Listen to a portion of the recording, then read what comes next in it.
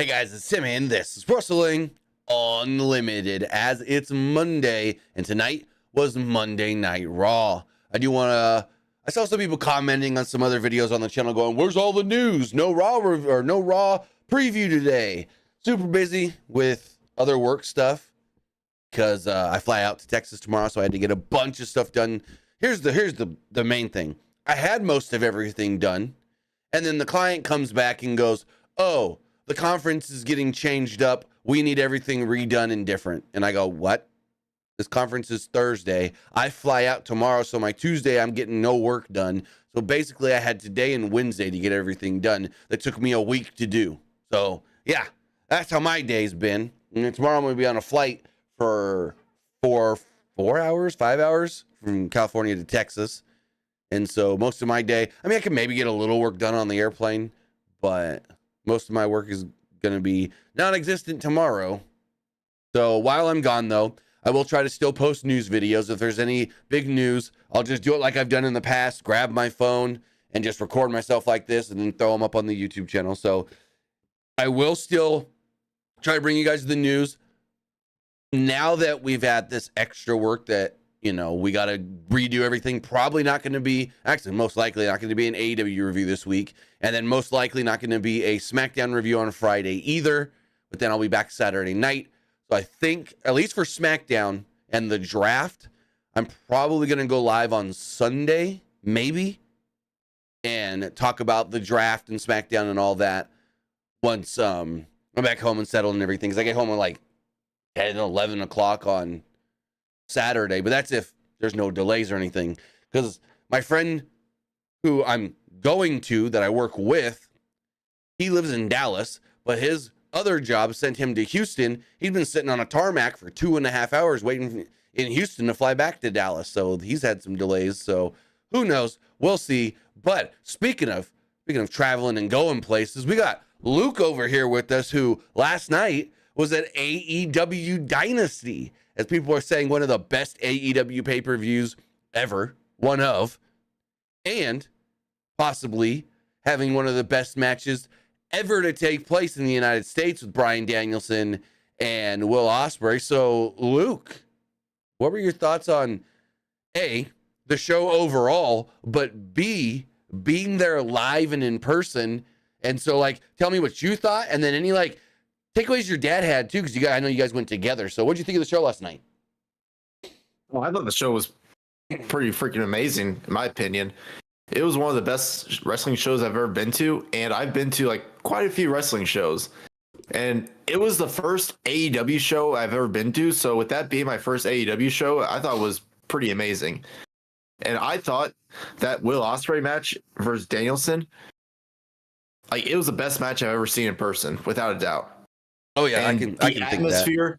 And the atmosphere during that match, like towards the end, fans were chanting like, "We don't deserve this," and then like fans were going nuts, like in person. If you were there in person, it was unbelievable. So the takeaway I had from the crowd was that before they even did anything, the crowd was already into it. The crowd really made that match feel even bigger. Those guys could have did half of what they did and it still would have felt as good because that was such a good crowd and the crowd was so into them.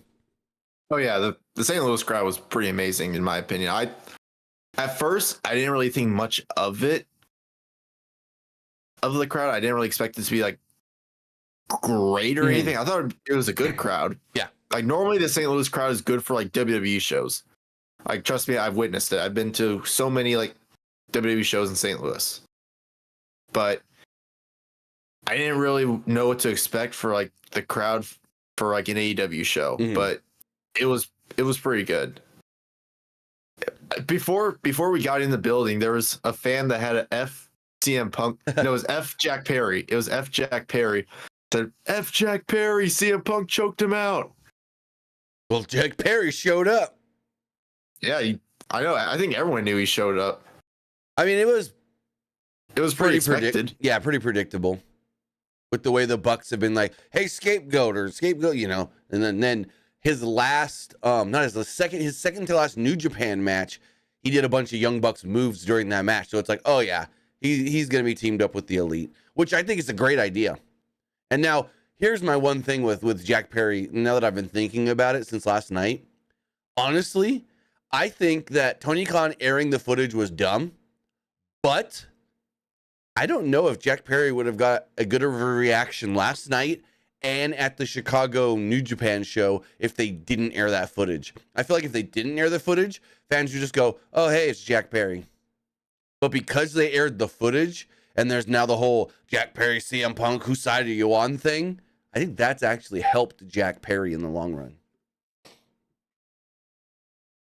What would you think?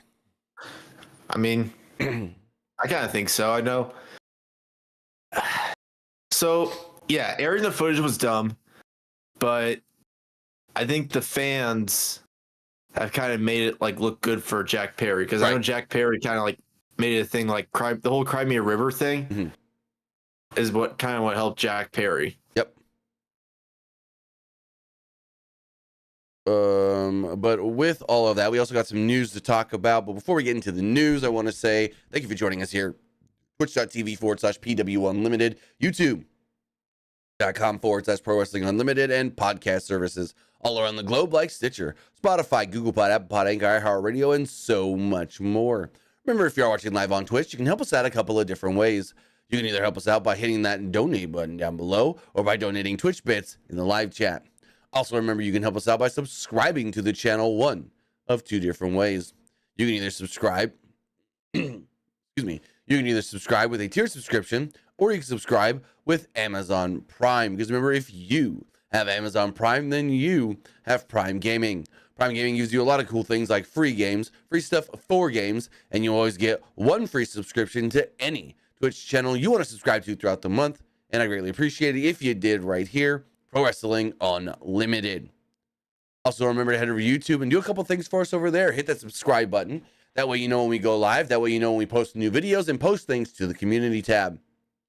Support the channel by becoming a channel member and hitting that join button. Even if you subscribe at just $1, that greatly helps out the channel any way possible. And finally, if you want to get your comment, question, or concern read live on the air, you can do so by donating a super chat in the live chat. Finally, head over to the Epic Game Store. Head over to the Epic Game Store and buy something. Whether you're buying a new game, whether you're buying an old game, whether you're claiming a free game or getting bucks for Rocket League, Fortnite, or Fall Guys, use this code right here, PW Unlimited, at checkout, and you will be supporting us at no extra cost. Right now, the Epic Game Store does have their Epic's Savings deal going through April 25th, with up to 75% off on different games. Right now, you can also claim the free games, The Big Con, Grift of the Year Edition, and Town of Salem 2. Go over there, use code PWU NLIMITED for all Epic Games and Epic Game Store purchases, whether you're actually buying something or claiming something or downloading something for free. So, we're start doing something a little new here when it comes to the reviews with me and Luke on together, because Luke and I don't always get the opportunities to talk about the news together. So something we're going to start trying, and let's pull Luke back up here, let's talk about Luke with Luke. What we're going to start trying is some of the bigger news stories of the day, whether I've already recorded videos and reported on them or not yet, like today. We're going to talk about them before we get into whatever the review is. It's just to give you guys more content and more bang for your buck while watching these live videos and stuff. So we do have a couple of news stories that we are going to bring to you. Also, we got some breaking news on Twitter. I don't know how much you guys follow the community creations and online modding community of WWE 2K24. But freaking what the status has been perma-banned from goddamn 2K24. So earlier, what the status tweeted out, they removed my uploads, not me. No idea what I will do next, as this is overall tedious and boring at this point. Appreciate the support, regardless of what happens next. Now, if you don't know what the status has been doing, is he literally has, I think, the PC version of the game. He goes into all the files and like the back end of the game, pulls them, gets all the music and graphics and superstar models that are not available right now for us to actually use. And then he uploads them to community creations. Well, he tweeted this out about 15 minutes ago. It says, permanent online ban. We were recently alerted that this account has been associated with inappropriate content. This is a violation of our end user license agreement, which every player accepts prior to accessing WWE 2K24 online features. So it's like, what? What inappropriate things was what the status doing?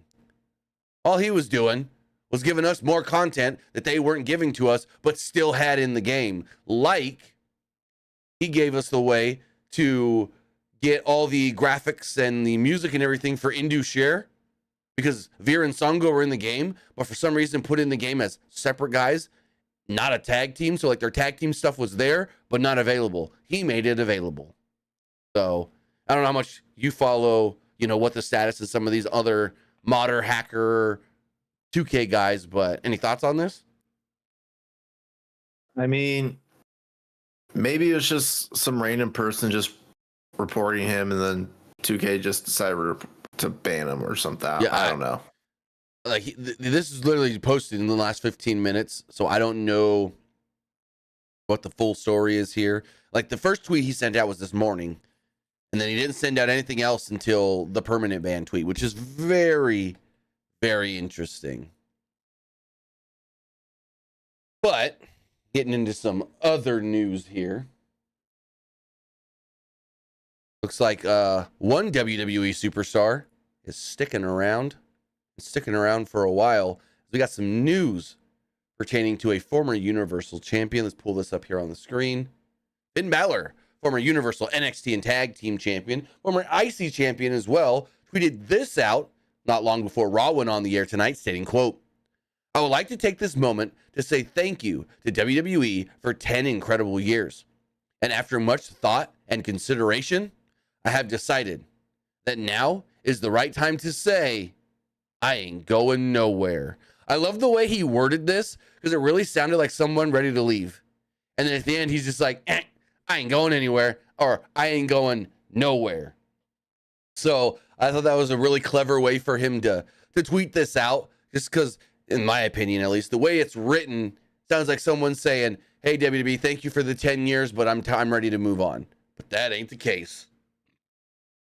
Universal Champion, former Universal Champion, Finn Balor is sticking around with WWE. And while I pull up Fightful's update on this, what do you think of Finn wanting to stay with WWE, Luke? Big name for WWE to keep. That's a big one. I can say that he was on a list of upcoming. He was on a list, and the Fightful, I think, talks about this as well. But I was actually told after this tweet came out,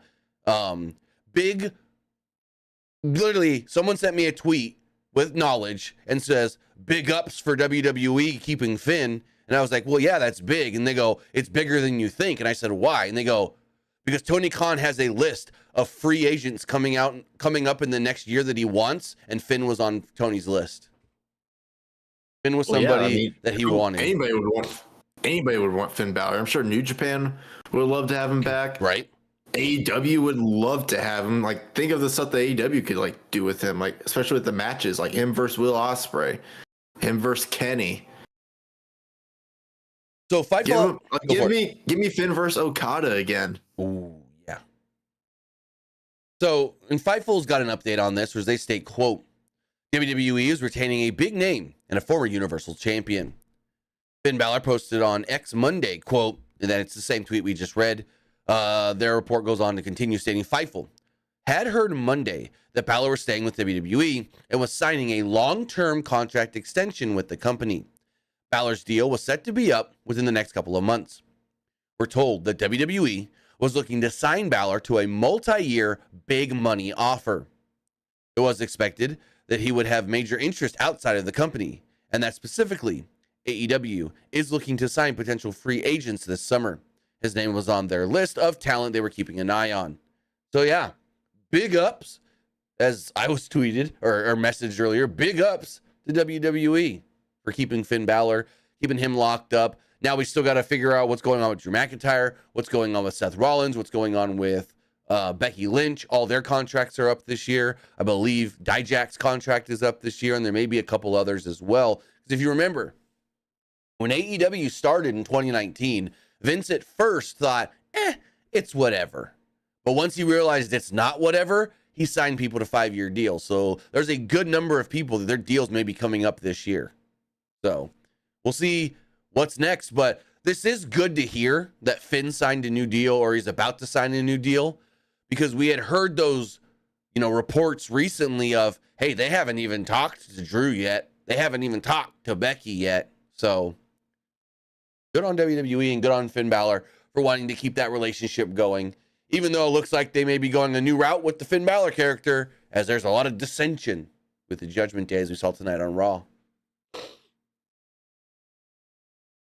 I wonder who the next wrestler would be to re-sign out of like. So it's got to be Drew or Becky, because I know Drew's contract could be up at any time. And Becky, I think, said on the MMA Hour, her contract's up in like 2 months. I think I don't know who reported this, but like, I think it was Fightful or PW Insider. They reported that Drew's contract is up in the end of May. Yeah. End of May, early June. And then I think Seth's deal is up in July, and same with Dijak. Right. But I don't know. Like, I'm pretty sure Seth and Becky are gonna resign. I mean, I don't see them leaving. Yeah, me neither. I'd say out of those four, the better chance of leaving, I would probably say Dijak. Yeah. I don't know. NXT, they've been using Dijak a lot lately, so I don't know. Yeah. But as we talk about the latest WWE release, they were using Von Wagner pretty good as well, and they let him go. Because as of today, we have learned that Von Wagner is no longer with WWE. Fightful was the first to report this, as they did state the following. Unfortunately, there were more WWE releases that took place last week. We've noted on Select that we've not verified that all of the releases had been announced. And we've heard of another longtime NXT talent, Von Wagner, was released from the company. Wagner had been included in the WWE draft last year, but never had main roster plans. Now, we had seen him and Mr. Stone doing a bunch of stuff in NXT. They had the storyline with Braun Breaker and everything, and people were really getting behind him and Mr. Stone and using the kids and all that. So it's like, it's got to be one of two things. Either, I don't even know what this could be, because the NXT crowd was always really behind Von Wagner, especially in the last 6-7 months. But could it be maybe they thought he wasn't? Because I know they've been doing a thing where every 6 months they evaluate the people training at the PC, and if you're not progressing from the last 6 months, you're going to be probably cut. And so could it have been a thing where they saw his work 6 months ago, they saw his work now and thought, it's still the same, you haven't gotten better? I don't know. That's just me spitballing. But any thoughts on Von Wagner being number 6 now that we know of, that was released last week? I mean, I didn't really think he was a guy that would get used a lot on the main roster. Well, remember when NXT 2.0 started and they had that fatal 4-way NXT title match and they put Von Wagner in it? The word that came out of that show was Von Wagner was put in that match because Vince McMahon saw him as a future WrestleMania main eventer.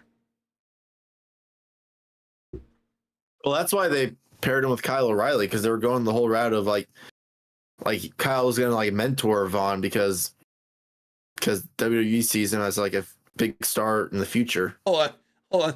I just had a thought. So there's the rumor that Vince is selling all this TKO stock to have money to start a new company. Well, if he thinks Von Wagner's a WrestleMania main eventer, what if he signs Von Wagner to his new company? If that's what he's doing. I don't know if Vince will ever do that. That's the rumor. People think it's possible with him selling off millions and if not billions of stock. Like he's hoarding cash for something. I don't see it happening. I just don't. Now, as far as these releases do go, we do know that Indus Sher, Viren Sangha, Jinder Mahal, Xia Li, Zion Quinn, I think it's Indusher, Zygo, yeah, those 5, and then Vaughn were the ones released. Well, Fightful has a little bit of an update on those releases, as well as they state the following. Fightful followed up about the main roster status of Von Wagner at the end of the year after the longtime NXT talent was included in the WWE main roster draft last year. In the draft, Wagner was included in the pool, but listed as a free agent only to quickly return to NXT. Wagner competed in one main roster match, a Top Contenders Battle Royal back in May, and then immediately returned back to NXT where he remained. We're told that there had been no main roster plans for Von Wagner at that time, and no fault of his own. Zion Quinn also competed in that match and didn't appear in NXT or main roster until a squash loss to Braun Breaker in March. Say that 5 times fast. Squash loss. God dang. Anyways, Wagner had gotten looks ahead of WWE Raw on main event numerous times at the end of 2023. We're told that there were never any significant creative plans on the main roster for either man. It was also reiterated to us by WWE sources that all of the releases that occurred were talent who had been with WWE for 5+ years and felt that the trajectory of those talent didn't match the experience level in the company in many cases. So it sounds like what I predicted earlier, basically stating you've been around for X amount of time and they expect you to be at a certain level because of how long you've been around, and you ain't meeting that level. So Zion Quinn, they just barely ever used him, so I don't even know what kind of level they were expecting him to be at. And then again, like I said, Von Wagner, he was really getting over with the NXT crowd, so baffled me when that came out today. Any other thoughts? Well, Zion Quinn, they didn't even try to use him on the main roster. I know they used him a couple times for squash matches during COVID, maybe once or twice, before they even changed the name, when he was still Daniel Divot or Daniel Vidit or whatever his name was back then. But yeah, once they gave him like the MMA gimmick and changed his name to Zion Quinn, it kind of just nothing. I know when during 2.0 he was used a lot, but then when like they switched to like white and gold, they didn't really use him a whole lot. Then when they did the draft, he was named a free agent, which is weird.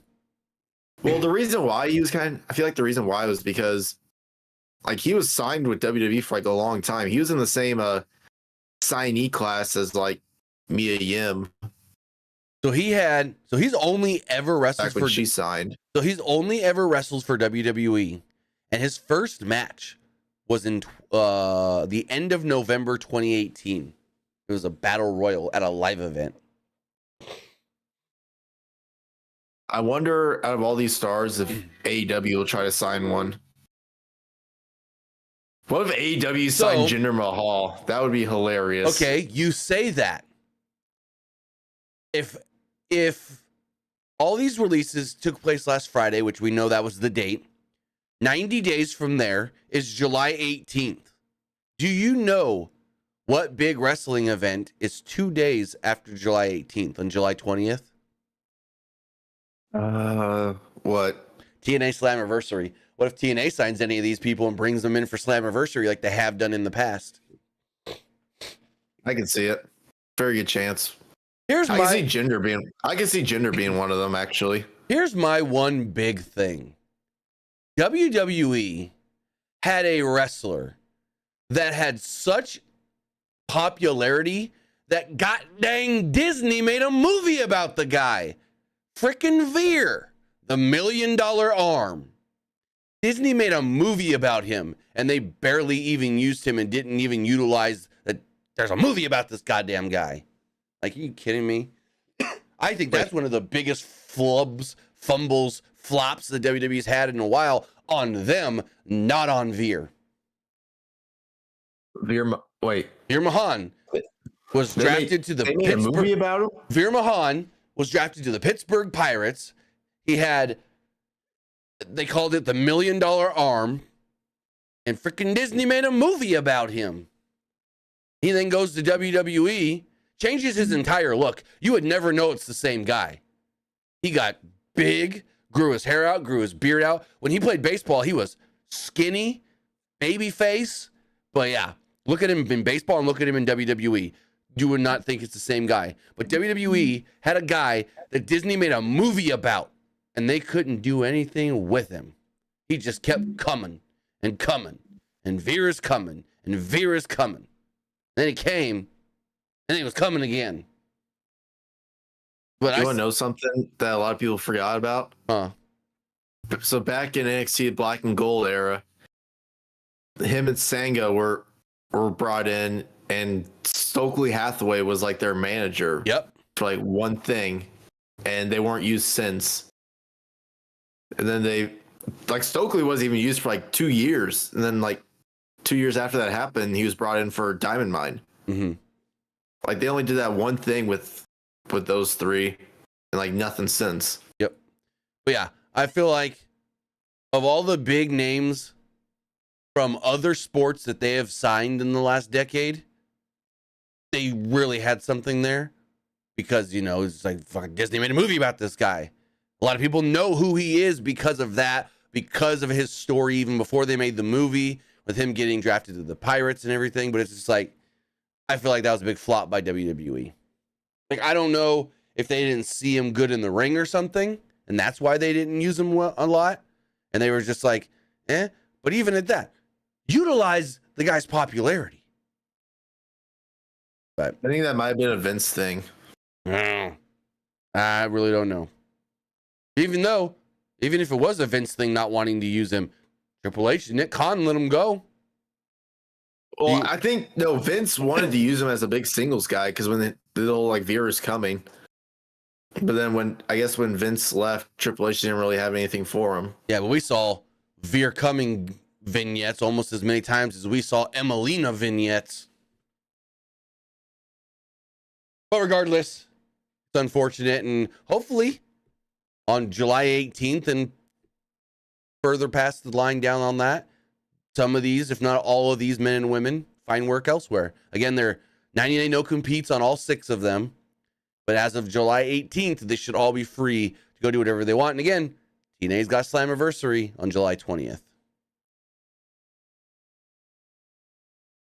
And then the final news story we're going to talk about before we get into our Monday Night Raw review has to do with potential new member of the Bloodline. So we saw not too many weeks ago, well, 2 weeks ago now, Tama Tonga debuted on SmackDown. Tama Tonga is part of the Bloodline, and they made Tama Tonga a monster, a beast. He seems like he is the Bloodline and Solo Sikoa's new hitman. With that, looks like another member of the Bloodline could be debuting this week, as Mike Johnson of PWU Insider writes the following.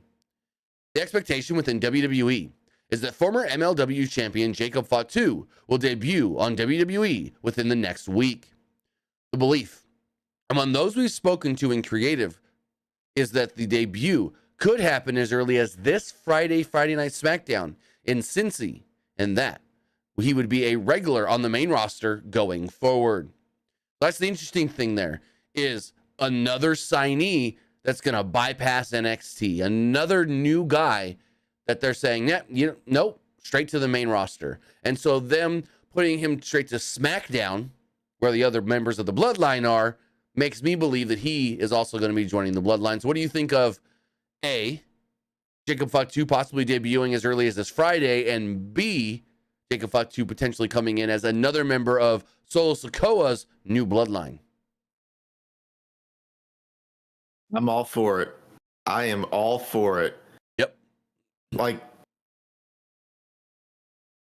my big thing is are fans gonna know who Jacob Fatu is? Is he gonna get a huge reaction? So that's a great question, because I feel like Tama Tonga got a bigger reaction than I thought he would. That's because Tama Tonga has been like with New Japan stuff, and a lot of fans kind of like know about the Bullet Club history. True, you're not wrong there. But like Jacob Fatu, a lot of the stuff he's been doing was MLW, and I think he did like a little bit of New Japan. I know he's done a good amount of GCW as well. Yeah, and not a lot of people really watch Excuse me. I know a lot of people don't really watch MLW anymore. Well, mainly because the networks they've been on, most people don't get. Because I know, like, when they first got television, they were on beIN Sport, and then I don't even know where they're at now. I'm gonna be completely honest.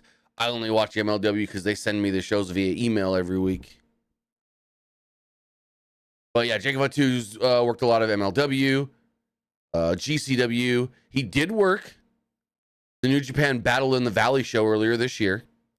He was on that show. He's done a lot of PCW Ultra, which is an indie, but he's done a good amount of work for them. But yeah, his main thing that people would know him for is MLW. And actually not many that I'm seeing here. Not really many New Japan stuff. Let me see if I can.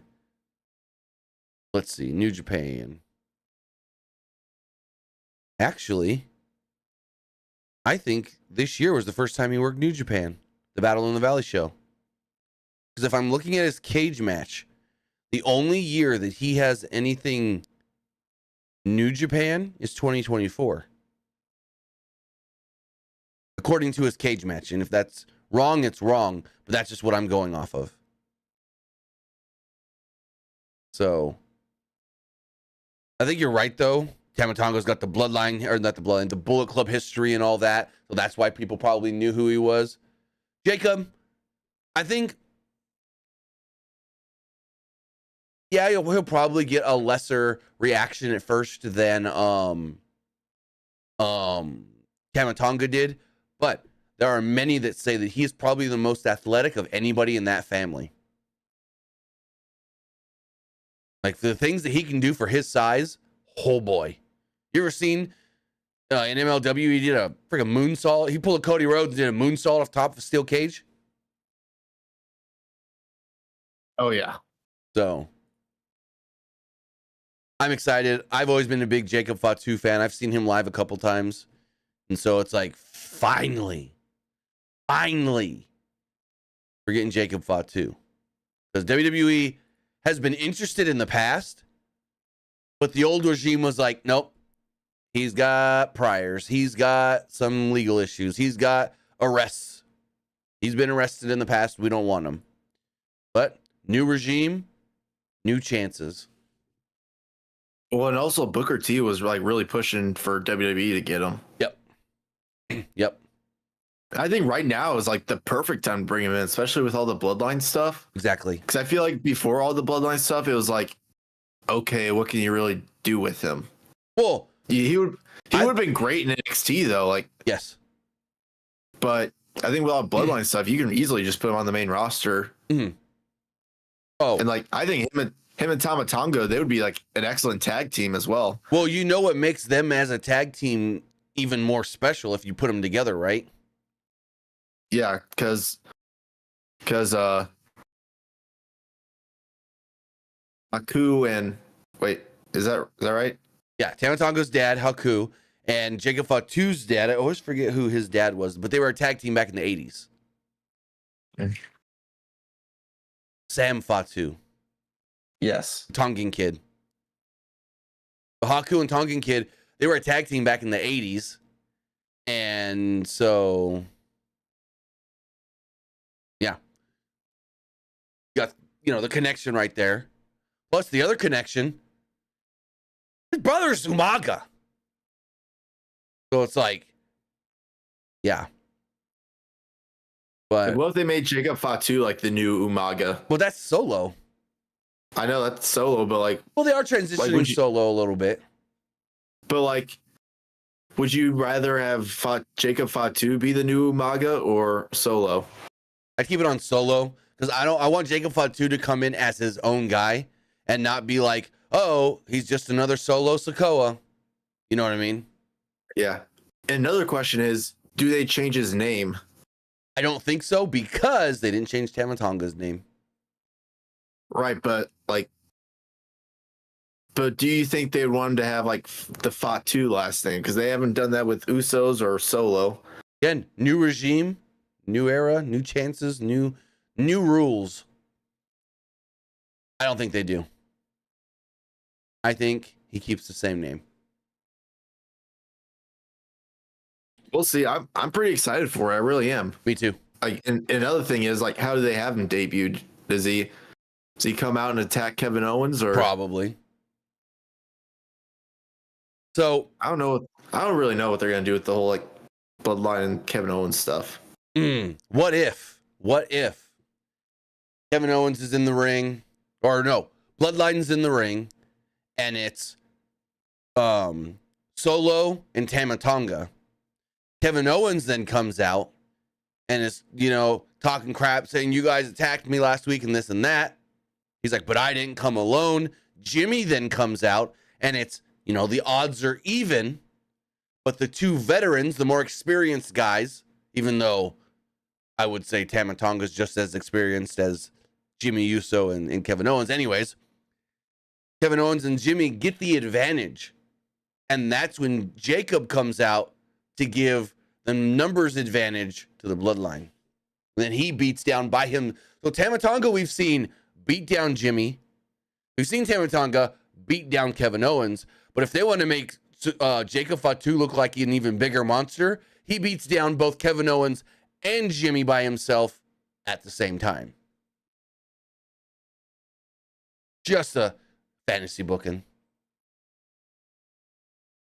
Would it really be? Oh, Jimmy, you said? Well, yeah, Jimmy, because remember, that's how Tama Tonga came in, taking out Jimmy. I thought you said Jay. I thought you said Jay for a moment. I might have. If I did, my bad. No, I'm pretty sure you said Jimmy, but at first I thought you said Jay. But I don't know, like when they have Jimmy return though, because the way they beat him up made it seem like they might have him off TV for a while. I don't know. And if that's the case, then Kevin Owens needs to be gone for even longer because they killed him last week. He was blood gushing out the side of his head, car wreck and all. I do want to thank Killjoy Army on YouTube for signing up as a channel member. Really do appreciate that. What you were going to say? Sorry. I'm also interested to see how they use the Bloodline before like Roman returns. Well, Roman's filming a movie. Yeah, he's filming a movie, so he's going to be. But we don't know how big of a role he's got. But the word was he's taking a significant time off, anyways.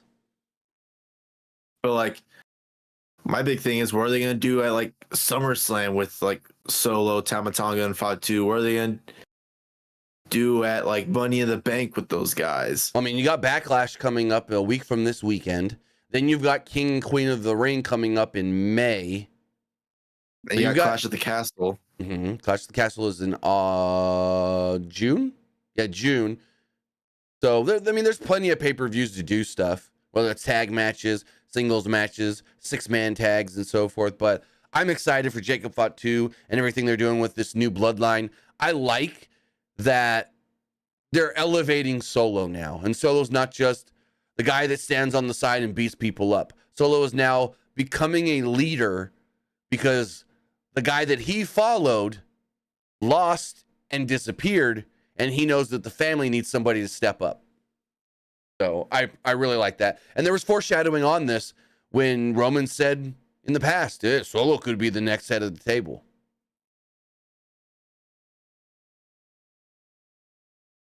With all, go for it. What if they did what if they had this build up to War Games though? That's what I'm thinking. But what do you do? Would you do 3-on-3 though? I don't know. Because you've got Solo, Tama Tonga, and Jacob. And then what? The Usos and Roman? The original Bloodline versus the new Bloodline? Right. I mean, it could work. I don't see why you couldn't do 3. It would make more sense if they did 3-on-3, because like if they did 4-on-4, then it's like, all right, who are they gonna add for the other side? Sami Zayn. Sammy the Rock? No, I don't think Rock. Like, I don't think Rock would want to do War Games. Plus, he's got some movies he's got to be filming around that time. Because I want to say the word is that Moana movie, the live action, starts filming in December, if they didn't push it back. So we'll see. They say possibly this Friday on SmackDown we could get Jacob Fatu. Fortunately, I'm going to watch SmackDown on a delay. trying to keep off of social media to not get anything spoiled for me and whatnot. But if Jacob Fatu does debut on Friday, we'll give you a breaking news video. We'll talk about it. I'll do something on Friday, and then we'll go from there. As far as tonight does go, Monday Night Raw. Geez, we haven't even started Raw yet. Right? We're like an hour in almost. Yes, but also, I like talking the news with you because I like how we bounce ideas off of each other and whatnot. But then also, I felt like this was an easy show to review tonight because, like, I felt like this show flew by. I don't know if you felt the same way, but again, like I've said a couple of times now here in 2024, didn't feel like a 3-hour show to me. Plus, that main event that went like 30 minutes, probably review that whole thing in like 2. It was just a lot of eliminated, commercial. Come back and like half of them's gone now. So that main event, the last 30 minutes of the show or so forth, is going to be really a quick review. So what did you think? I want your opinion before I give mine. Because usually I give mine first when I start reading the notes here and everything. I want your opinion first on how Raw started with Michael Cole and Pat McAfee in the ring. I mean, it was different, I will say, but didn't hate it at all. Normally sometimes they'll have Michael Cole announce some important stuff. But like, I thought it was kind of interesting that they had Pat McAfee with them. Because normally when Michael Cole announced stuff in the ring, it's normally just him. Mm-hmm. Right. But it's kind of interesting that they had Pat with them, which is which is fine. What didn't really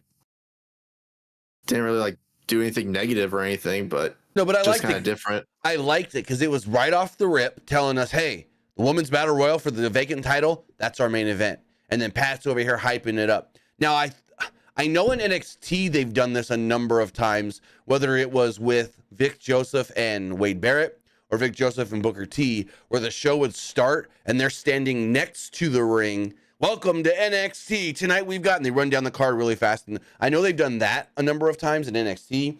And I believe Michael Cole and Pat may have done that once before already as well, where they weren't in the ring, but they were standing next to the ring at ringside. But regardless, I really like this. They had like the graphic on the bottom of the screen. It said, developing story, Women's World Championship Battle Royal to main event tonight's show. I really liked that. I thought it was really cool. It was different. And really, like Triple H said, I think it was night 1 of WrestleMania. We got a lot of cool new technical things and a lot of cool new production things we're going to roll out and try. Some may work, some may not. And we're not going to give them to you all at once. We're going to slowly piecemeal them out. And I think this is just another one of those things they were going to try. So there was a Rhea Ripley video recapping why we need the Battle Royal. Liv Morgan and Becky Lynch were then shown arriving at the building. And this then led to main event Jey Uso coming out to the ring. Jey Uso entered and said that at Backlash, at Backlash in 2 weeks, he had a lot to prove. He had to prove that he was really main event Jey Uso.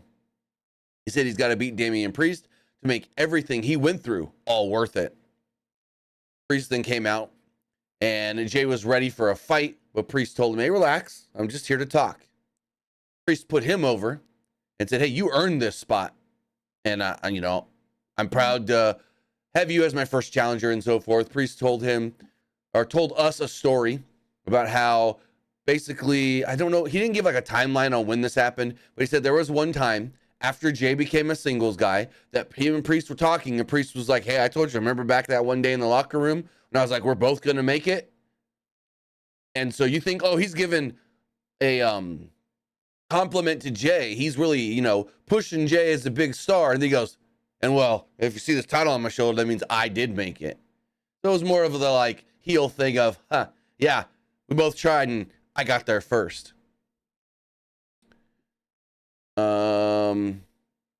Then talked about how they went out for drinks. Priest paid the bill, and Jey said he took an Uber home. Priest also remembered Jey telling him about what's going to happen next. Jey was offended by the joke of, I got it first. And basically was like, what, you see me as a tag team guy? That's all I am because I come from the bloodline. Judgment Day, Your Judgment Day. What's the difference? And Jay told Priest the only reason he was the leader of the Judgment Day now, well, because Rhea Ripley got hurt. Jay wanted Priest to tell Ripley hi for him. He also said the Priest was just Dominic's little bitch. Jay said Priest was the one being fed to him, because he is going to be the next champion. JD McDonough then came out, tried to attack from behind. Jay then tried to super kick JD. JD ducked, and Jay super kicked Priest. Then Jay started healing it up, kind of. He looked at Priest and went, "Ha, gotcha. And he like walked around. He was like, yep, and then left the ring, and that's how the segment ended, with Damian Priest pissed off at JD McDonough. What'd you think? I mean, it was a decent opening segment, in my opinion. Wasn't bad. I mean, it did good to help start building up tension with Judgment Day. Mm-hmm. Which we get more of later. Yes. So in the show, it's Chad Gable and Gunther entering the building. We haven't seen Gunther since WrestleMania. They also gave us a big video plugging the King and Queen of the Ring. So, safe to say Queen's crown is no longer, and it's just Queen of the Ring, yeah? I think so, yeah. So they did that for 1 year. Queen's crown. But yeah, because the logo and all, everything is King and Queen of the Ring. So moving forward, we had our first title match of the night. It was the Awesome Truth, R-Truth and The Miz, defending against the DIY, Shawn Michaels and Triple H, or Tommaso Ciampa and Johnny Gargano. And so early on in this match, I got a little scared because I thought Ciampa hurt his knee. But then he, after the break, came back and was fine. At least he seemed fine. So I was like, oh, thank God. Because, you know, Ciampa's got that history of bad knees. The Miz tried a springboard move, but Ciampa nailed him with a midair knee strike. And I go, trying to be Danielson and Will Ospreay? That's what it reminded me of. Just like last night, when Will tried to go for the Os Cutter, Danielson came in with the knee. And I'm like, oh, they tried to recreate that spot from Danielson and Ospreay last night. What the heck? I don't know. Am I thinking out of turn here? Yeah, I don't think so. But Truth tags in. And what does Truth do? The John Cena comeback. Gargano, though, cut him off with a super kick. Ciampa followed this up with a pedigree for a near fall. Again, Ciampa doing the pedigree. Ciampa out here, they make the jokes of your Triple H. At certain angles, he looks like a just smaller Triple H. Bald head, the longer beard. Like, god damn. Ciampa looks like Triple H. Especially from specific angles. Anyways, Ciampa, like I said, followed up with the pedigree for a near fall. Gargano then took out the Miz with a suicide dive, while Truth cradled Ciampa for a 2. DIY then hit Truth with a meet in the middle, but Miz yanked Gargano out of the ring as he was trying to go for the cover. Miz then chucked Ciampa over the barricade and tagged in. Miz and Truth then hit Gargano with a skull-crushing finale flatliner combination and pinned him to pick up the victory and retain the NXT Tag Team, or not the NXT, the World Tag Team Championships. After the match, Truth and Miz embraced with Gargano. Miz offered a handshake to Ciampa, but Ciampa left the ring and the crowd booed. Are you about to get a heel Tommaso Ciampa? What did you think of the match? Heel DIY? Or Ciampa versus Johnny. Ciampa's like, you lost. You're the loser. That's why I dumped you back in NXT. What, are they gonna recreate the whole like thing where they're about to leave and then Ciampa like throws him? Fuck yeah. They're gonna recreate that but on main roster? Oh, I think it's too soon, but I would love it eventually.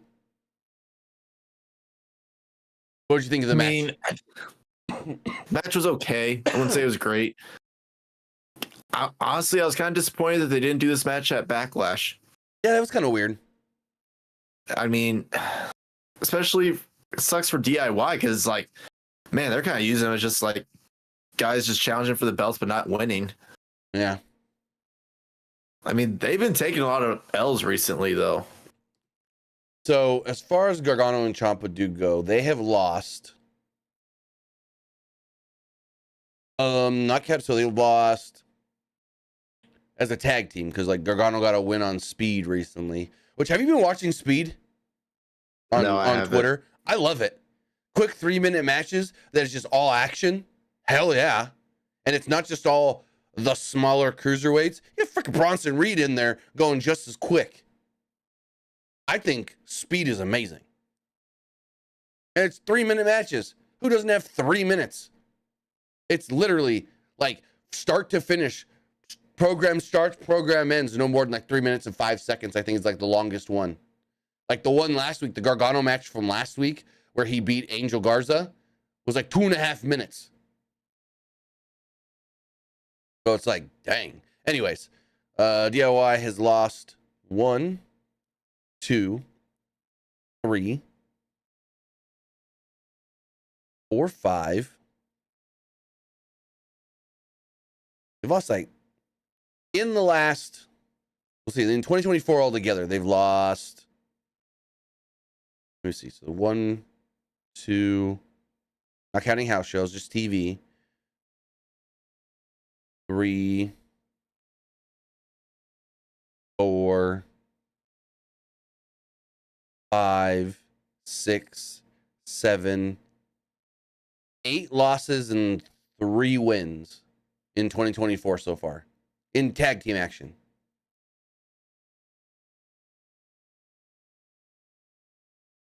I mean, we'll see how they get used down the line. I mean, one thing for Triple H though, he takes his time. Yes. Though with a lot of baby faces, so just gotta be patient. Right. Let me go to the back. More Judgment Day. We already saw Damian Priest and JD McDonough, but now we know why we didn't see Dom, because old Dirty Dom is hurt. Got that arm in a sling. So Priest was yelling at JD backstage when they were approached by a mustached Dominic Mysterio. I did not expect that. I didn't expect the sling or the goddamn mustache. Anyways, he's there with Santos Escobar. It's supposed to be Andrade and Ricochet against JD and Dom, but Dom's hurt. So Dom says, hey, I got a replacement. Santos will do it. Priest was like, okay, cool, whatever. As long as you took care of everything, we're good to go. Priest was annoyed, but then told Escobar, handle your stuff tonight. And Escobar said, don't worry about me. Now, as far as Dom does go and Dom's injury, Fightful does have an update on that, stating, quote, Dominic Mysterio is sidelined with an injury. Last week, Fightful reported that former NXT North American champion Dominic Mysterio was off the European tour and replaced by Ricochet. We'd also reported tonight that Santos Escobar was set to team with JD McDonough on Raw instead of Dominic, as previously advertised. Dominic Mysterio appeared on Monday Night Raw with a sling in what we're told is a legitimate injury. We've not yet heard of a timetable for a return as of yet. We wish Dom a speedy recovery. We do not know the severity of the injury. We do not know what the injury actually is, other than it's got to be something with the arm or shoulder. And we don't know how long it's going to keep him out of action. But very, very unfortunate that old Dirty Dom is hurt. Yeah. Very, very sucky. Any thoughts on Dom's injury and the segment we got as well? I mean,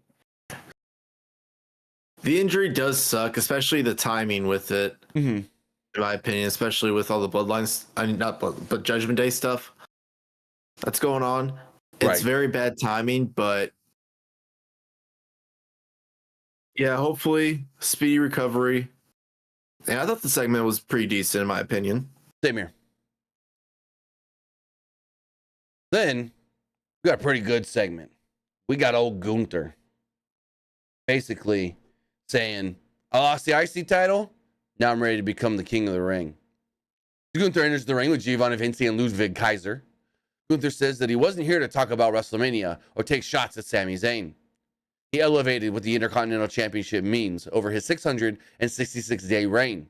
He took that title to heights that it had never seen before, and he made him the greatest Intercontinental Champion of all time.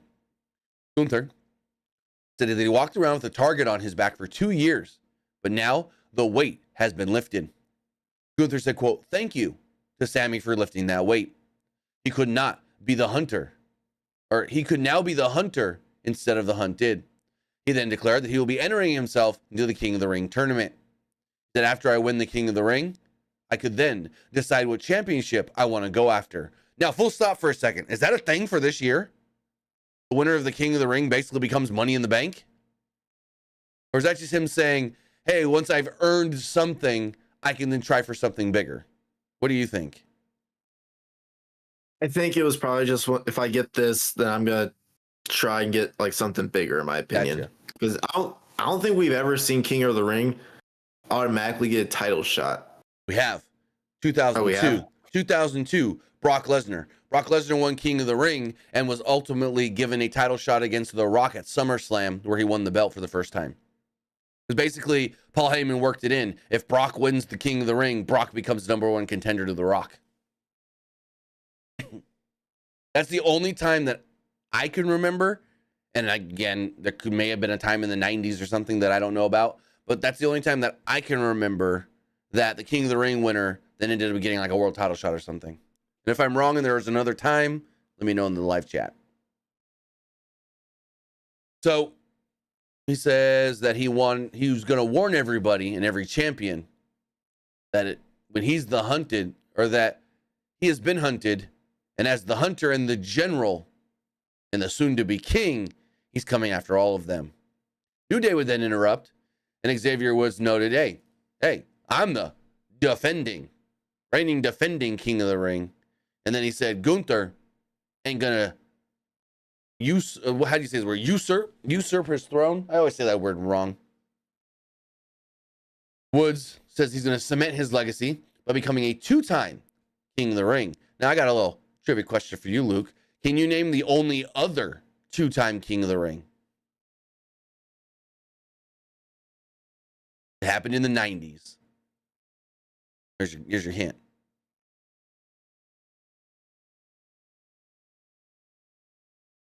Did you just play something? No. Oh, wait, no, wait to see if you have an answer. Oh, I thought you played something because you paused for a moment. No, I was waiting on you. Oh. Do you know the only other 2-time King of the Ring? Stone Cold? Nope.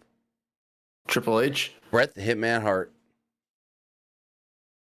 I don't know much about the 90s. I don't. Right. I mean, I didn't know it either until I looked it up when they were like, Xavier Woods wants to become a 2-time King of the Ring. And I was like, have there been another? Because I couldn't think of another but Bret. Like, I don't really know like a lot of the King of the people who won it. I didn't even know Owen Hart won it until they aired that video. Yep. I think they're the only. I know Stone Cold got it. Brothers. I know Stone Cold got it. I know Booker T is probably the biggest one that got it. All hail King Booker! And then they had Sheamus, which is kind of forgettable one. Yeah. Wade Barrett. Yep. Yeah, like. So which one was the most forgettable in your opinion? Most forgettable? I mean, Mabel maybe? Viscera? Yeah. Well, he was Mabel before he became Viscera. I mean, if you really want to say the most forgettable, probably the first one, Don Morocco. Most people don't even know that Don Morocco was the first King of the Ring. Yeah, true. But Triple H won King of the Ring. Bret won it twice. Owen won it. Triple H. Billy Gunn. That's another one that people forget. Billy Gunn. Billy Gunn won King of the Ring in like 2000 or 2001. No, 99. It was right there, like 99. I think it was 99 or 2000. Billy Gunn won King of the Ring. That's one of the more forgettable ones, actually. But here's my thing. I'm all for King Gunther. Like, Gunther says I'm entering King of the Ring, and I'm like, there's no better winner. But I need him to not do the thing that they've been making guys do. If Gunther walks around with the stupid-ass crown and cape and scepter, oh, that would be so dumb. But Like honestly, he should just like win it and then on Raw just say like, "Yeah, I'm the new King of the Ring," but not wear the crown and scepter. Exactly. Maybe Don't he can call him. hold maybe he can like hold the crown like when he does a segment. Or when he's walking down to the ring, kind of like Jerry Lawler when he's like holds his crown on the side of him or whatever. Yeah. When he comes down to the ring, that would be okay. But I do not want to see Gunther coming out with the crown on and the cape robe, whatever you want to call it. No. You know who I really want to see do that? Who? Ricochet. He'd be the only good one for it. That'd be cool. King Ricochet. Fast as a puma. Or would you know Andrade? Andrade would be a good one. Andrade would make a good King of the Ring as well. Because do you know what king is in Spanish? Oh, I know it. I know it. I can't think of it right now though. Ray. That's right. King Mysterio. King Mysterio. Or like Ray El Idolo. Right. But yeah, no. I think Gunther is like perfect for to win King of the Ring. Anyways, back to Xavier Woods. Gunther called Woods a clown. Gunther said that he would win the tournament and reestablish prestige to the King of the Ring, just like he did the Intercontinental Championship. Gunther said Woods won the tournament, and excuse me, he said when Woods won the tournament, he covered himself in gold and pretended to be a champion that he wasn't. New Day then mocked Gunther for a while on being a former champion, and this was kind of dumb because they're like making fun of a guy that lost his belt. Then they don't got belts. They're like, "Where's your belt? Where's your title? Gunther, where's your belt?" And they started making up a song or whatever. But I'm just like, you're gonna make fun of a guy for not having a championship anymore when you don't even have championships? Kind of dumb, in my opinion. Gunther wanted Imperium to take out the New Day. Woods was annoyed because they've already wrestled them many, many times. New Day finally accepted, and Woods says that he would take care of Gunther at King of the Ring. What? Gunther and Woods in the finals? I mean, it wouldn't be a bad match at all. No. Who would be in the finals though? Like, if we had to predict who would be in the tournament, who would be in the finals with Gunther? So here's my first question, and I don't remember how they bracketed the last one. Was it one side Raw, one side SmackDown? I can't remember. I don't. We'll have to look up the bracket. Because then also, it might be too soon. If that is the case, then it may be too soon to predict because of the draft coming up. We don't know who's going to be on what brand. Because if they do it where it's one Raw, one SmackDown, then yeah. I think so, because yeah, I got the bracket up right now. Also, Elite Tier says Tim couldn't handle Gunther King drip. No, it's not that I can't handle it. It's that I don't want them to make Gunther look like a geek. How dumb did Corbin look coming out as the king every week? How dumb was Sheamus with coming out as the king every week? It made Sheamus not feel as threatening wearing the king stuff and being dumb. You know, another King of the Ring people forget about, William Regal. King Regal. Yeah. So I got the bracket up from the last men's King of the Ring. So was it Raw one side, SmackDown the other? I think so. Yeah, it was. Gotcha. It was. Because I think on the SmackDown side, it was Ray, Sammy, Cesaro, and Finn. And then the Raw side was Kofi, Jinder, Xavier Woods, and Ricochet. Okay, yeah. So yeah, it was one side Raw, one side SmackDown. So before we do you think go for it? So do you think they'll give, like, let's say hypothetically they gave Raw the men's King of the Ring winner and SmackDown the women's King of the Ring winner? Well, if you look at the last one, Raw got no, Woods was SmackDown. So the last one, SmackDown got the men's and Raw got the women's. Because you had Zelina was on Raw when she was teaming with Carmella, and then you had Woods on SmackDown. I think flip it up. Raw gets the men's, SmackDown gets the women's. Ooh. I sound like a monkey. King Gunther, Queen Tiffany. But then she says, I'm not a queen. I'm the princess. I mean, that wouldn't be bad. I mean, they're using Tiffany pretty well on SmackDown right now. I'm 99% sure she's getting title shot of Backlash, and it's a triple threat with her, Bailey, and Naomi. Based off of last week's SmackDown. To where, I mean, I don't know if she would win the belt yet. Well, no. Here's my thing. Bailey pins Naomi to retain, keeping Tiffany looking strong, even though she did lose to Naomi last week or the week before, whatever you want to call it. And then she can go into the King of the Ring or Queen of the Ring tournament. So it's like, yeah, she just lost the title shot, but she wasn't the one pinned. Naomi was. So before we get this tag team match with Imperium and the New Day, they show us Piper Niven, Chelsea Green, and Nia Jax all arriving earlier in the day. And not much to the match, in my opinion. Imperium were in control early on after a commercial break. Woods made the hot tag and hit Vincey with the Tornado DDT for a 2. Gunther was watching sitting at ringside. Kingston tagged in, but Vincey turned him inside out with a clothesline. Imperium then tried a double team move, but Woods intercepted it, and Kingston was able to counter. New Day then hit Vincey with an up, down, down, the backbreaker foot stop combo, and pinned him to pick up the victory. So afterwards, Kaiser is out at ringside in front of the announce table with Gunther, and Gunther's mad. And he's like, you guys lost again. Of course. Like, he's mad. He leaves. Kaiser goes and consoles Vincey.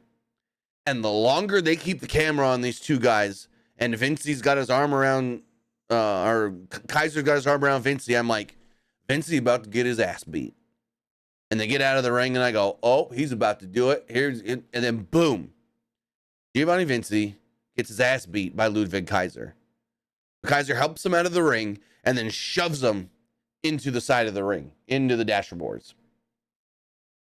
Kaiser then just destroys him all around ringside. He's beating his ass all different which ways. He then lays him out on the steel steps when a bunch of guys come out, referees and agents. We've got Petey Williams out there, Sean Davari. We've got Jason Jordan out there, and they pull Kaiser away and they bring him up the ramp. And Kaiser eventually goes, hey, I'm good. Just leave me be. And so they back up for a second. He goes to walk this way and then says, see ya. Boom. Darts off the other way, runs around the ring at Vincey and drop kicks him right on the steps. Kills him. He then leaves, goes into the back. Gunther is sitting there watching it all on a monitor. He walks up to Gunther, says something I didn't catch, and then Gunther's just like nods in acceptance. I think Ludwig said, told you I can get the job done. Oh, okay. See, I didn't catch what he said, but you see Gunther nod like, okay, I'm proud of that one. So they kicked out Giovanni Vincey. What are your thoughts on all this? Holy shit chants too by the crowd. I expected it once Gunther looked at Ludwig like, oh shit, right? Something's going to happen here. Well, I've expected it for a while. Yeah, I expected it for a while, but now the whole thing is, A, what are they going to do with Giovanni Vincey as a singles guy? And 2, are they basically just going to go back to how they used Ludwig and Gunther when they first debuted on the main roster? Dude, that's where I was going to go to. With Vincey, remember when they brought up Ludwig and Gunther, Vincey was supposed to stay down in NXT as a singles guy by himself, and then they eventually brought him up. So maybe after whatever this is with him and Ludwig, they send him back down to NXT to have a singles run down there. But I do believe Kaiser and Gunther are going to remain together. Heck, Gunther and Kaiser as tag team champions. I don't know. Not like a long reign or anything, but why not? I don't know. I always thought Giovanni Vincey and Ludwig were always a great tag team. They could have been tag champs, though. Yeah, I totally agree on that one. But it would just feel weird to see Gunther and Ludwig as tag champs. True. But are they basically just going to go back to Ludwig just being just a guy, which I know he's always just been a guy with Gunther, but I feel like now he's just going to be the their puppet though. I hope he doesn't go to being just Gunther's manager. That's my whole thing. I hope he's just not Gunther's manager. Or what if they brought back Alexander Wolf? I think he's doing stuff with TNA. Alexander Wolf? Because I know there was something, someone said something about there could be, I saw something where, well, I know he did Bloodsport, but that doesn't mean anything. Shannon Baszler did Bloodsport. But I thought I saw something with him and Eric Young recently. I could be wrong. No, I think months ago they did like a whole like Sanity reunion. Oh, like so maybe, for one show. Oh, so then maybe it wasn't. It was probably just a one-time thing. Yeah, maybe it was that then. Let me see. Axel Tish or Tischer. What has he been doing recently? I know he did Bloodsport.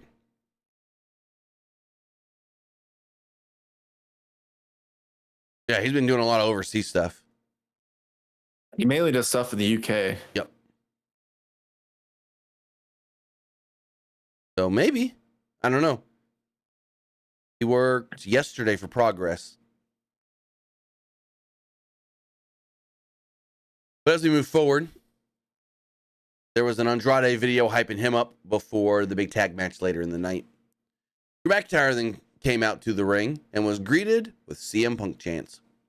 He sat cross-legged in the ring just like CM Punk would do and asked the crowd why they insisted on chanting for Punk every time he made his way out to the ring. McIntyre informed the fans that Punk hated them, and the only person he hated more than the fans was himself. He started getting the what treatment. McIntyre told them to say it again if they French kiss their cousin. Two people just got a little weird. I don't even know what the hell happened next. I guess some people started doing the what chant again, and then yeah. McIntyre then called Punk a coward and said Punk could never beat him one-on-one. McIntyre didn't get a title rematch like everybody else does. He had to compete in a fatal four-way instead, which he's not wrong there.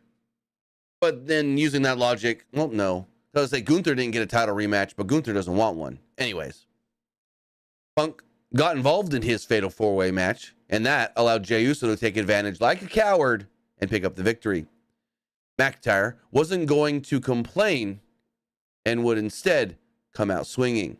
He said, my next prize, King of the Ring. Oh, hold on. What if King of the Ring finals is Gunther and Drew? That'd be a great match, but I don't want, now thinking about it, that I said it out loud, I don't want it because Punk's would probably get involved. And if Gunther's winning King of the Ring, I want nobody involved other than maybe Ludwig. If Punk gets involved, King of the Ring, he'd probably cost Drew like the first or second round. Right. But I wouldn't want Punk to get involved in the finals. Exactly. So then Sheamus would make his way out to the ring, and I said, oh yes. Are we setting up a Sheamus-Drew McIntyre feud? Give me a Sheamus-Drew angle moment and story anytime. These two are great together. What were you going to say? Do that match at Backlash. You need something for those guys to do. Right. So Sheamus wondered what the hell was going on with Drew. Sheamus said that McIntyre wasn't taking responsibility for his own mistakes, but blaming somebody else instead. Sheamus said that McIntyre got his moment at WrestleMania 40 like he wanted in front of the fans and his family. And then what did you do? You blew it over a stupid social media spat. McIntyre threw it all away for a meme and a t-shirt. Sheamus says that they were friends who had banger after banger after banger together. And as McIntyre's friend, Sheamus wanted to know that why a one-armed punk kicked his ass. McIntyre said that Sheamus should know better than anyone what Punk has done to him and did to him when he was younger. Sheamus called him obsessed. McIntyre said that they might have another banger after banger after banger, but it looks like Sheamus has been having too many burgers after burgers after burgers. And I'm like, God, that was a great line. Like, I get it. Yeah, been fat shaming here because Sheamus has gained some weight. But the way that they played that banger after banger to burger after burger was actually pretty creative and clever. Sheamus then laughed and responded and said, yeah, I could lose the weight, but you couldn't lose the stupid. And I was like, oh, damn. McIntyre said the guys in the back were mocking Sheamus's weight during his match, and McIntyre stood up for him. Sheamus didn't care what the others said, and it didn't bother him. McIntyre didn't care because Sheamus was his friend. McIntyre told the truth and was Sheamus's really only friend here. McIntyre said that they've always been able to fight and then have pints afterwards. McIntyre was past that now. McIntyre only fought if it was worthwhile, and this wasn't worth his while. McIntyre was still Sheamus's friend, though, and said, hey, you got a match coming up, and I'm going to stay here at ringside, so watch your back. What did you think of these two? I thought these two were so great together. This is just one of the better back and forths in the ring that we've seen in a while, especially in WWE. And whenever these two are talking and doing segments like this, it comes off so just real, genuine, and natural. Doesn't feel scripted, doesn't feel like anybody's acting or anything. It just feels like two guys out there laying it all on the line, just speaking their minds. What'd you think? Oh, I thought this segment was awesome. Mm-hmm. And like the whole Sheamus fat shaming, I think fans kind of went a little too far with it because I know Sheamus talked about it on Twitter and stuff. Like the dude just got back from injury. Well, so apparently it was a neck injury that he wasn't really able to train on. And so by the time he was able to get cleared to train, it was like, he even said it. They called me back to get on TV sooner than I expected. Hence why I didn't lose the weight yet. Because that injury was bad to where it could have been career ending, and he was not able to train on it. Sheamus has always been a little injury prone. Kinda.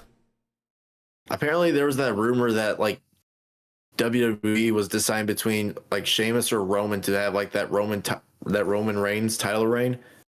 And then like WWE chose Roman because of Sheamus's history with injuries. I think even besides that, Roman was the right call anyways. It was, yeah. So this then led to Nakamura coming out to take on Sheamus.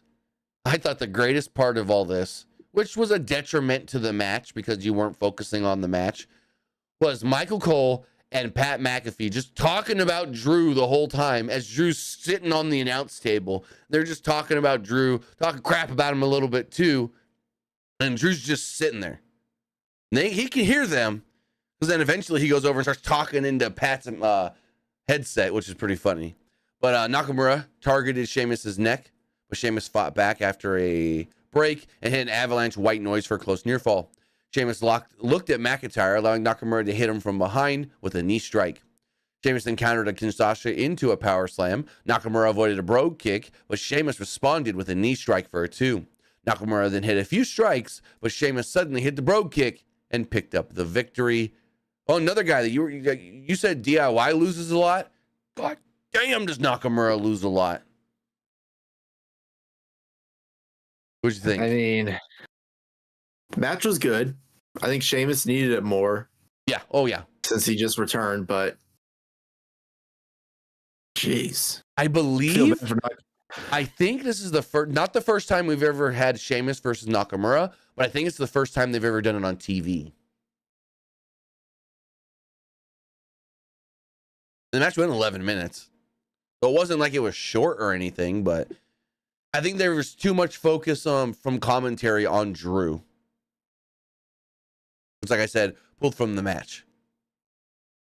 Yeah. So like because of the draft coming up, do you think Nakamura is like one of those guys that might have like a small stint in NXT? I wouldn't be against it. I don't know. I feel like probably not. I don't know if I'd want it, but I wouldn't like hate it. Exactly. Because again, you can't send everyone back down to NXT who's been losing a lot. Mm-hmm. We get a Sami Zayn video package about the match with Chad Gable, and then Chad attacking him afterwards. Kathy Kelly then interviews Sami Zayn. Zayn says he was angry and hurt. He had a lot to say, but was biting his tongue. He wanted to hear what Gable had to say first to see exactly why Chad did what he did. Bronson Reed would then approach and said, "Don't worry about Gable. You got bigger problems. Me." Sammy said, "You want to fight for the belt? Anywhere, anytime, any place." Reed then walked away. All of a sudden, Kathy Kelly's like, "Watch out!" And Reed comes in and attacks him, knocks him into some crates and whatnot. And the officials break it all up. So, yeah, looks like Bronson Reed will be the next challenger for the IC title. What do you think about that before we get into this awesome Chad Gable segment? I mean, you gotta give Sami Zayn opponents, though. Right? So, this heel Chad Gable, A, is awesome, and B, gave me some big old Kurt Angle vibes. Like, I got big Kurt Angle vibes, heel Kurt Angle vibes here. Like, yeah, like heel Kurt Angle. Like, we've seen Gable as a heel before, and it was decent. Right. But this one's pretty darn good. So Gable's in the ring.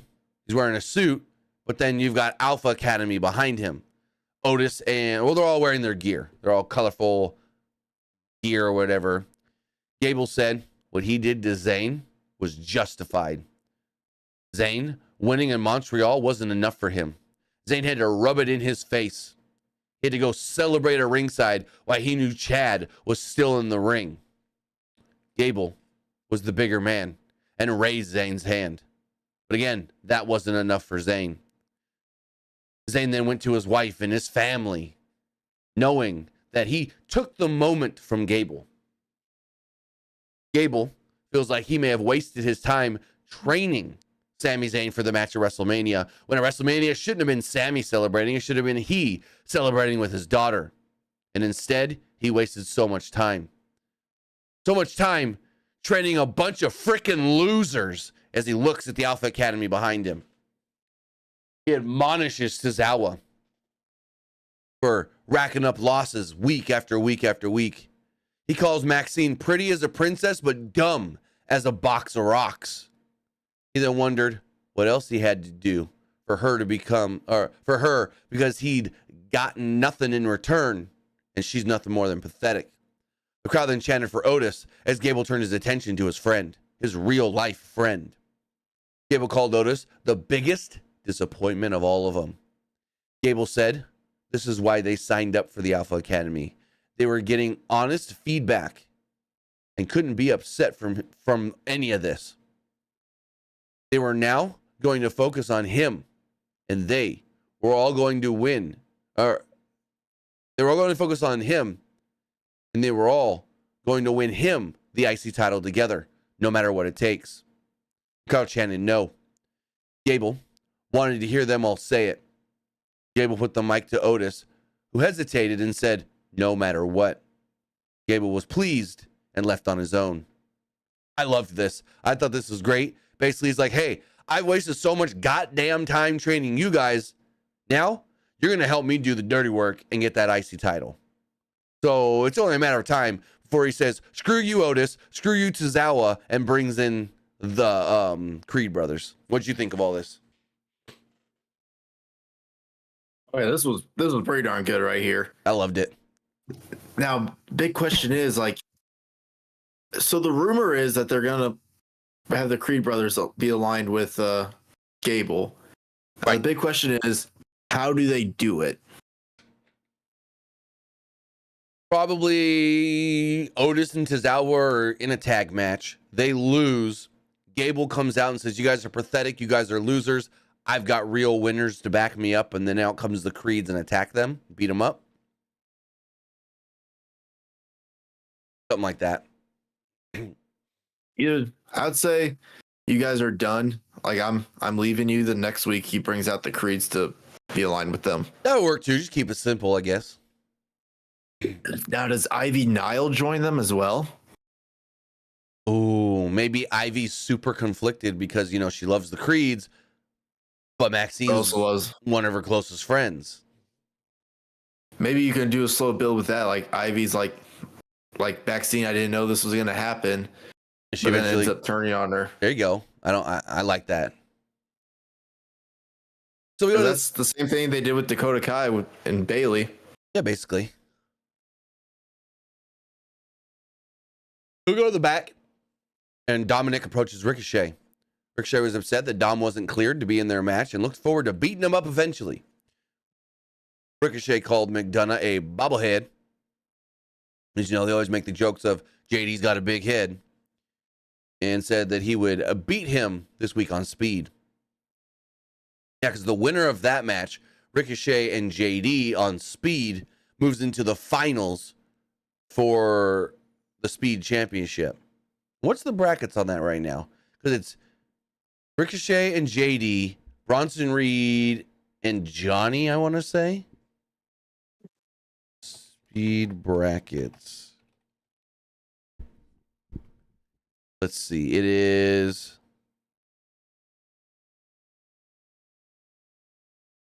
yeah.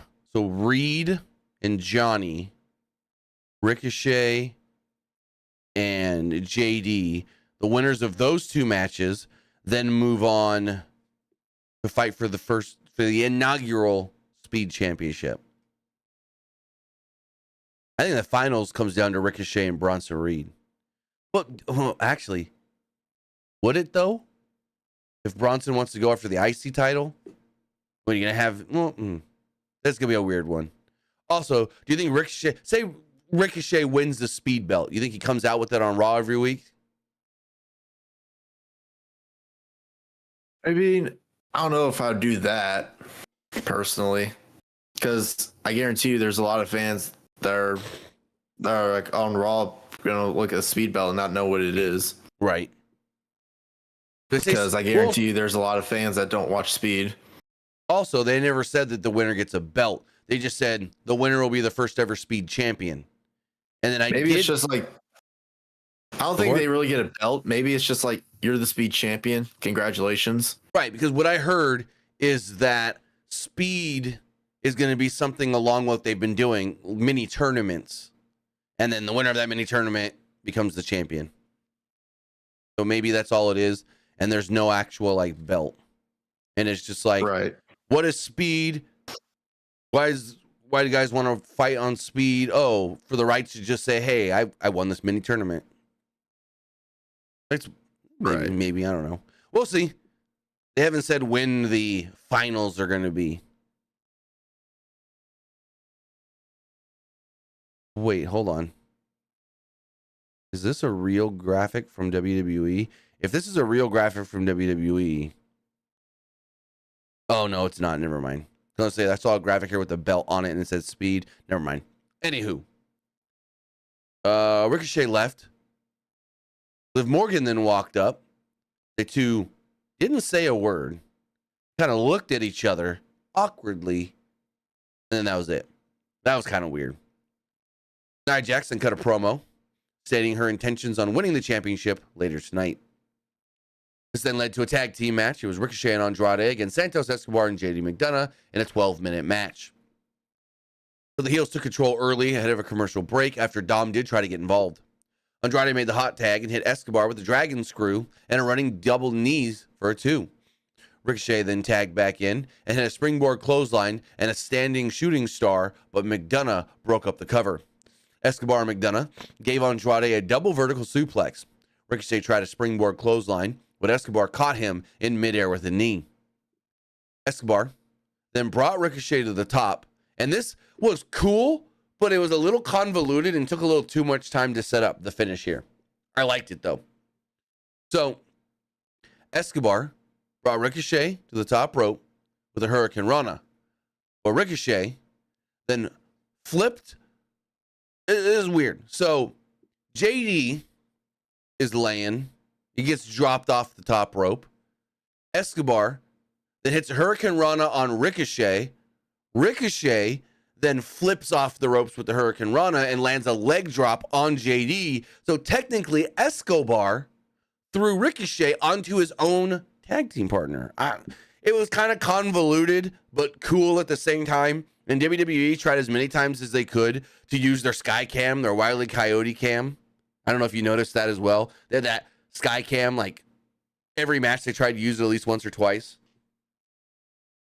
Anywho, wait, go for it. Like what do you mean the sky cam? Or it's like the camera that looks down on the ring from above. Did you not notice it? I think I did. I just can't remember what it looked like. So I know one time when they came back during the main event, there was a time when they came back from commercial break, and literally it was just the sky cam, or as they used to call it back in the day, the Wile E. Coyote cam, just looking down on all the women in the battle royal fighting. Let me see if I can find an image. I don't think I got a screenshot. I think I see how like the sky cam is set up. Kind of. Yeah, I didn't get one, but give me a second. I can find an image of it. Let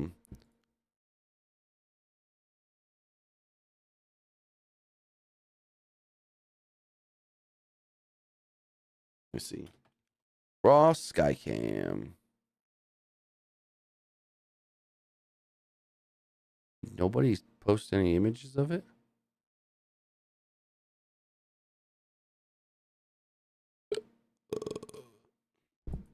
Oh, why the Coyote cam? Let me see. Oh. Maybe it's not going to be as easy to find a screenshot of it. But regardless, it's kind of cool. But it was a lesser quality camera than the normal cameras that they use. So you could tell you were like, nah. Also, apparently on, was it Raw Talk, the Peacock after show, Tommaso Ciampa walked out on Johnny talked about walking out on Johnny, and he looks pissed off in the interview. So that might be a whole thing. Let me see really fast. Here we go. I kind of got an image. It's not really great. Let me see if I can find another one really fast. But as far as the finish goes of this match, Andrade's got that new finisher. They're calling it the Shadow. He hit McDonough with it and pinned him to pick up the victory. I guess they call it the Shadow. It was all right. I thought it was a fun match. What did you think of the match itself? I thought the match was pretty good. I enjoyed it. So did I. Come on, give me the freaking sky cam. Give me one.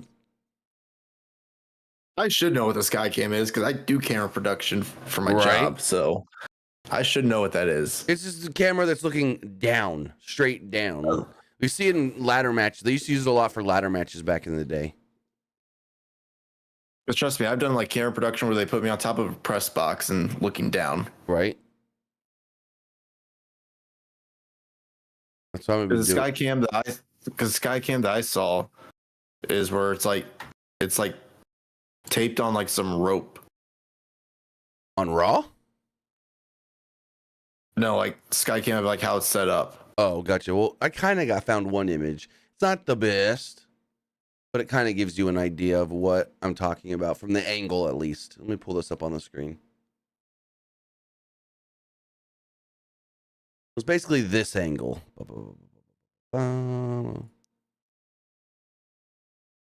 We were looking down on the ring. Oh, that? Yeah. That's the sky cam or the Wile E. Coyote cam. In NASCAR, it's called the blimp cam because the camera's literally in the Goodyear blimp. But yeah, that's what I'm talking about. Sky cam. They used to call it the Wile E. Coyote cam in WWE back in the day because it would be literally in like a ladder match. It would be hanging right above where you grab the title down. And so if a wrestler would fall off the ladder, it would look like a crazy Wile E. Coyote stunt gone wrong.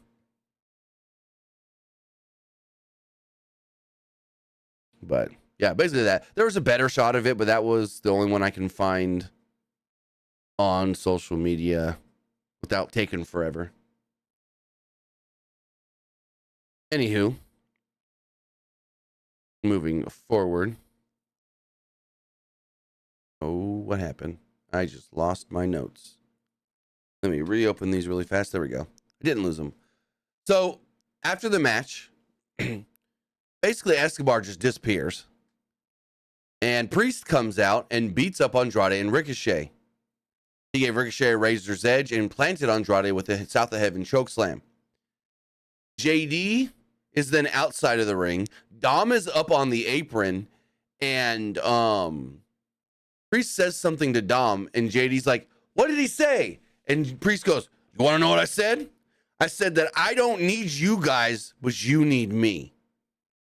And then Priest leaves, and I went, "Oh boy, they're splitting up Judgment Day." What did you think of the post-match? Very interesting post-match. Right. But how long do they keep like the tension up with Judgment Day, and like when do they finally like do the split? Because I do think at SummerSlam they're gonna do Finn versus Damian. Well, Finn's back next week, and we have a 6-man tag. I don't know if I'd do it like this soon. Right, Keep building right. it up more. I honestly think they need to do Finn versus Damian at SummerSlam. So do you think maybe JD helps to try and get back on his good side? JD helps Damian in the title match against Jay at the pay-per-view to try and get back on his good side? I can see it because we all know Jay's not winning the belt. Oh, hell no. But I would say have JD win it just to have Damian feel like, all right, JD's on my good side again. exactly. And then let's say at Clash of the Castle, Damian gets screwed out of the belt. Okay. So you would do Damian and Finn not for the title? It would be better. I think it would help build up more tension if Judgment Day screwed Damian out of the belt. Gotcha. Okay. That makes sense.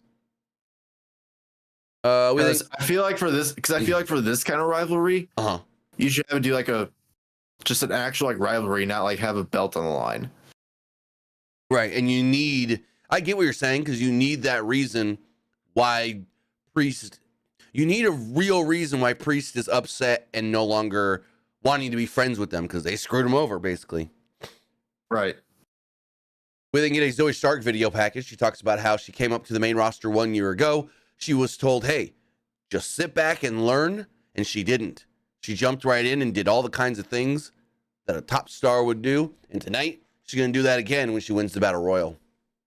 Jackie Redmond then interviewed Candice LeRae and Indy Hartwell. They started to talk, and she's like, so let's talk about the way you've been winning matches. And they were both like, what do you mean? We've been winning. That's what matters. And then we hear, we hear some much noises and just people yelling at each other. The camera turns around. Jackie runs over, and Liv Morgan and Nia Jax are screaming at each other as they're being held back. Becky then walks up. She walks past Jackie Redmond and then goes, wait, hey, what's up, Jackie? And then she takes the microphone and starts walking to cut her promo. She walks past Maxine Dupree and Ivy Nile. She goes, hold on. Turns around, goes back to Maxine and goes, tonight's the first time you're challenging for a world title, yeah? And Maxine's like, yeah. And then Becky goes, well, what you need to do tonight is show the world why this isn't going to be the last time you challenge for a world title. She's trying to like motivate Maxine. She then walks through Gorilla. She tells Triple H they're going to get the camera ready to take a new picture of her. And then she drops the mic down and goes out for her entrance. She goes into the ring, and we go to commercial break. Come back from the break, and they let us know night 2 of the draft will be next Monday. Logan Paul, the U.S. champion, will be on the show next Monday. We have a 6-man tag team match. Jey Uso, Ricochet, and Andrade against Damian Priest, JD McDonough, and Finn Balor. So what did you think of the little Becky walk and talk? That was kind of cool, honestly. Yeah. I don't think we've seen that in a while, actually. Well, we kind of saw it with Sammy last week with his entrance. He wasn't quite cutting a promo, but he was still basically like, hey, follow me to the ring kind of thing. Like he cut the promo outside and then walked to the ring. So We then had the Battle Royal to crown the women's world champion. Match went 22 minutes or so, a little short of 22 minutes. Excuse me. And so, not much happened early on. Oh. And the big thing here, and it's exactly what I've been saying. Not the exact way that I thought it was going to happen, but what have I been saying? Candice and Indy, more specifically Candice, have been talking down to Maxine. They've beat Maxine a couple times, and Maxine's eventually going to get the one up over them. And she did tonight by eliminating both Candice and Indy in this match. So we go to a break. No eliminations during the break. We come back. Kaden Carter and Katana Chance are working together, but Shayna Baszler and Zoe Stark work together a little bit better. Baszler dumped Chance onto Carter's shoulder, and then Stark super kicked Chance off the apron. No, Carter off the apron, and both Carter and Chance fell to the floor to be eliminated. Nia Jax then slammed Ivy Nile into the ring post, and Nile fell out of the ring and was eliminated. Dupree then stood up for her friend, and Nia just took her down. Dupree then hit Jax with a few kicks. Crowd popped, and Jax eliminated her. Becky Lynch then eliminated Piper Niven. Before she can do anything, Piper pulled her out of the ring, and they start fighting at ringside. This then led to Piper giving her a cannonball into the steps. And as soon as this happened, I go, well, Becky's winning.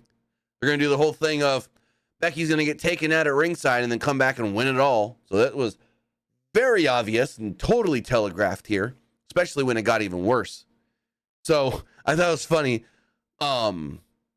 Piper clears off the announce table, and Michael Cole goes, hey, did you grab your phone, Pat? And Pat goes, oh, I don't know. I think Piper just threw it. I started laughing. So Jax was near the top rope, so Niven grabbed her leg and yanked her out of the ring. It was kind of weird. Jackson fought off Niven and chokeslammed her onto Lynch, who was on the announce table. Table didn't break, so Jax hoisted Niven up on her shoulders and gave her Samoan drop onto Becky through the table. Table still didn't break. So they tried it again. Get the best of it. Kill Becky Lynch. Eventually, the table does break. Chelsea Green was then eliminated. As this is a very clever spot. So Chelsea Green gets eliminated, but the three ringside referees are checking on Becky, not looking at the ring. So Chelsea falls to the floor, goes, no other refs, immediately jumps back up on the apron and sits down. And I go, okay, I've never seen that before, but that's clever as shit. Chelsea gets back in the ring. Natty's all kinds of mad. Hey, you've been eliminated. What are you doing here? Blah, blah, blah, blah, blah. And so we go to a break. We come back. During the break, Jax powerbombed Lynch through the table. Starks then eliminated Green, and Baszler eliminated Natalya. Jax eliminated Starks and Baszler moments later. This then left it to the final three, Jax, Morgan, Lynch. And I go, oh, yeah, Liv's in this match. Liv Morgan did nothing up to this point in this match, and I forgot she was even in it, which is not good.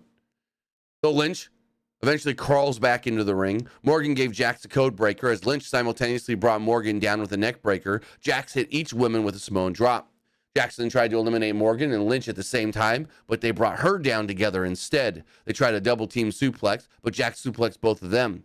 Jackson set her for an annihilator on both women, but Jax shoved her over the top rope. Jax tried to get back in the ring, but Morgan hit her with the code breaker. Lynch with a drop kick, knocking Jax out and eliminating her. This then led to our final two, Liv Morgan and Becky Lynch. They battled and battled and battled on the apron until Morgan hit a code breaker, but Lynch managed to stay on the apron. Morgan tried to go for the Oblivion, but Lynch countered and hit a manhandle slam, knocking Morgan out of the ring, and Lynch picks up the victory and becomes a 7-time women's champion. Crowd pop.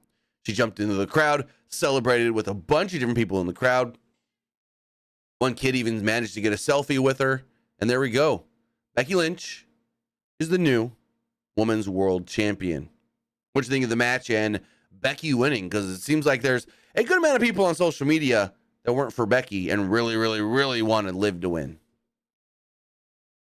So going into the match, I expected Liv So did because of the way they kind of like building her up. But I'm honestly not against Becky winning it, because you could always have Liv just win it off her. Exactly. And for all we know, maybe there is a plan on how Liv wins the title at Backlash. Maybe Liv was supposed to beat Rhea, and now they just put Becky in the Rhea spot, and Liv wins the title at Backlash. Maybe. Yeah, honestly, I don't even know who's gonna win the belt off Rhea. If I'm being completely honest, I mean, it could have been Liv. Could have been Liv, but I don't know. Who else could have been? Nobody. Becky. Becky lost to Mania. Yeah.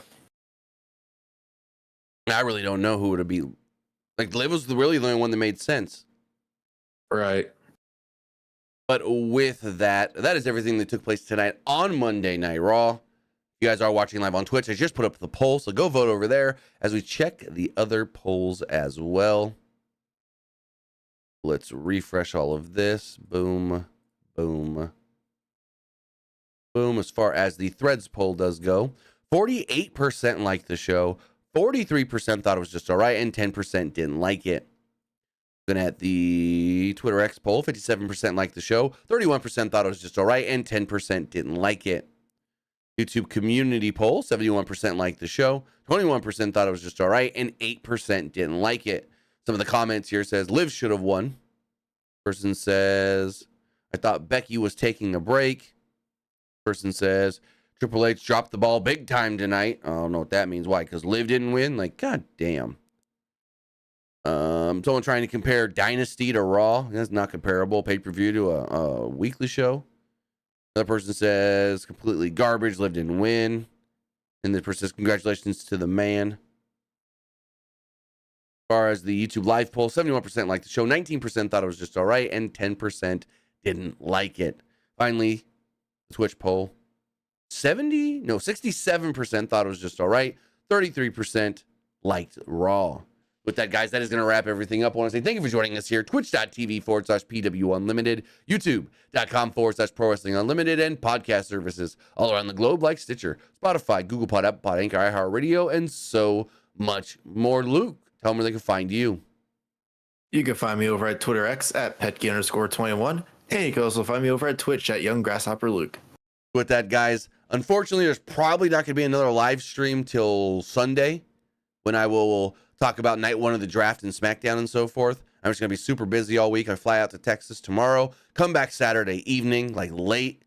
So I will try to keep you guys up with the news and whatnot. So I will try to post as many videos as I can with news, whether that's about stuff from Dynamite or SmackDown and this and that. So keep locked here on the channel or on the Twitter. And we'll see you guys next time. Have a good